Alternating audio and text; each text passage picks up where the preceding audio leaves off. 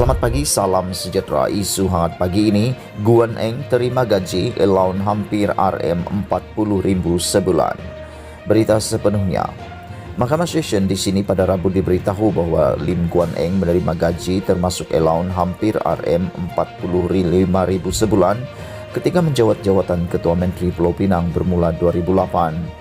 Bekas Ketua Penolong Setiausaha Kanan Bahagian Dewan Undangan Negeri Dun Pulau Pinang, Muhammad Farulizam Chehme, 43 tahun berkata demikian ketika membaca pernyataan saksi dalam perbicaraan kes rasuah proyek pembinaan jalan-jalan utama dan terowong di Pulau Pinang membabitkan Guan Eng di hadapan Hakim Azura Alwi.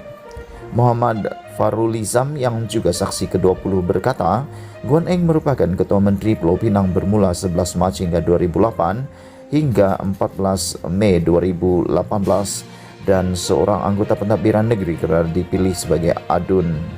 Gaji hakiki ialah sebanyak Rm14.175 manakala jumlah allowance yang diterima mencecah Rm30.200. Beliau juga ada mengisytiharkan harta dan pendapatan sampingannya di portal web Pulau Pinang, katanya.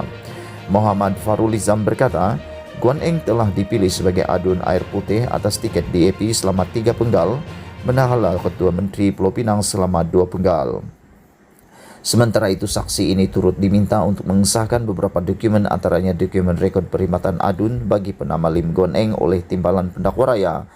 Muhammad Farulizam berkata, pada tahun 2015 hingga 2020, dia diberi tugas antaranya menyelaraskan Majlis Pelantikan Ketua Menteri, Exco dan Adun, malah ia termasuk urusan gaji, allowance, kemudahan Ketua Menteri, Exco dan Adun.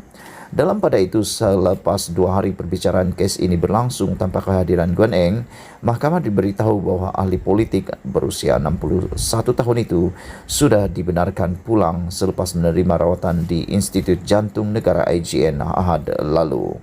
Peguam Haijan Omar yang mewakili Guan Eng berkata perbicaraan esok akan diteruskan dengan kehadiran anak guamnya. Prosiding akan diteruskan esok dan beliau baru sahaja keluar daripada ward, katanya. Selepas ditanya oleh Hakim Azura sama ada Guan Eng boleh hadir ke perbicaraan esok.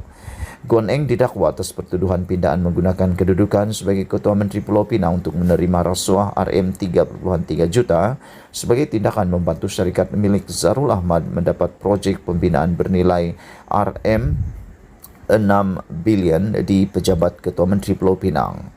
Bagi pertuduhan pindaan kedua, dia didakwa meminta suapan daripada Zarul Ahmad sebanyak 10% daripada keuntungan diperoleh projek itu syarikat itu sebagai penghargaan mendapatkan projek berhampiran The Garden Hotels lingkaran Said Putra Midville City Kuala Lumpur.